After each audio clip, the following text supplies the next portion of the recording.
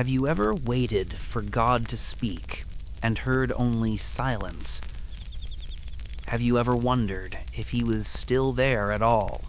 Tonight, I want to tell you a story about a man who ran into the wilderness, broken and afraid. A man who climbed a mountain, searching for the voice of God. His name was Elijah. Now, Elijah was no stranger to the power of the Almighty. He had called down fire from heaven. He had seen the Lord answer with flames that consumed the sacrifice, the stones, the water itself. He had watched the false prophets fall. He had seen the people cry out, "The Lord, He is God." It was a day of triumph, but victory does not always last. When Queen Jezebel heard what Elijah had done, her rage burned hot. She sent him a message. "By this time tomorrow, your life will be like the lives of those prophets, cut down and finished." And Elijah, this man who had stood before kings and called down heaven's fire, ran. He fled into the wilderness, alone and afraid. He sat beneath a broom tree, the only shade for miles, and there, with the dust on his lips and the sun beating down, he prayed a prayer we may have whispered ourselves. "It is enough, Lord. Take my life. I am no better than those who came before me." He was tired, so tired, and he lay down and slept. But the Lord was not finished with him. An angel touched his shoulder. "Arise and eat." And there, beside him, bread baked on hot stones, a jar of water. Simple, sufficient. Elijah ate and slept again. The angel came a second time. "Arise and eat, for the journey is too great for you." So Elijah arose, and he walked 40 days, 40 nights, through desert and stone, through silence and solitude. He walked until he came to Horeb, the mountain of God, the same mountain where Moses had once stood, the place where heaven had touched earth. And Elijah found a cave, and he went inside. Then the word of the Lord came to him. "What are you doing here, Elijah?" And Elijah poured out his heart. "I have been very zealous for the Lord God Almighty. The people of Israel have forsaken your covenant. They have torn down your altars. They have killed your prophets with the sword. I alone am left, and they seek my life to take it away." Do you hear it? The exhaustion, the loneliness, the quiet despair of a man who thought he was the last one standing.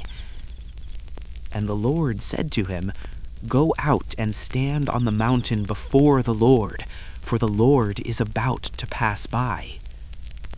So Elijah went to the mouth of the cave, and he waited.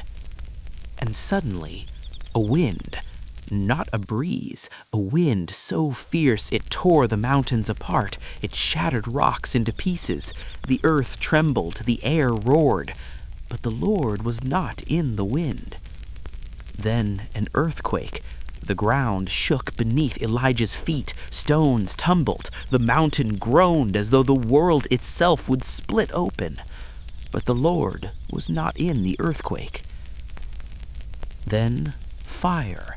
Flames rose up, wild and consuming, just as they had on Mount Carmel.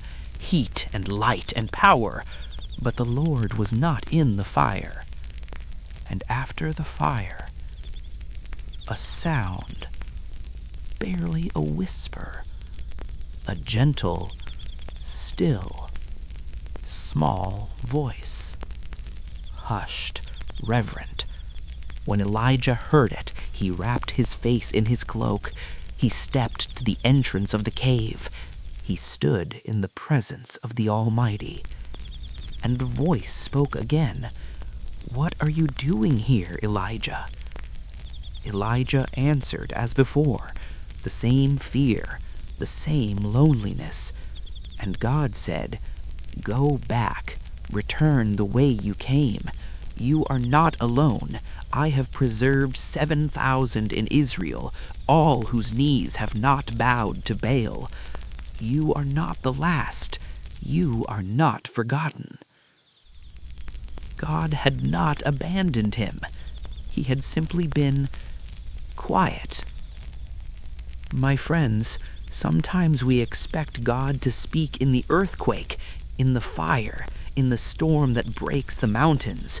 We wait for the dramatic, the undeniable, the loud. But Elijah learned something that night on the mountain. God does not always shout. Sometimes he whispers. Maybe you have felt like Elijah, alone, exhausted, running from something or towards something you cannot name. Maybe you have prayed and heard only silence. Maybe you have wondered if God is still near.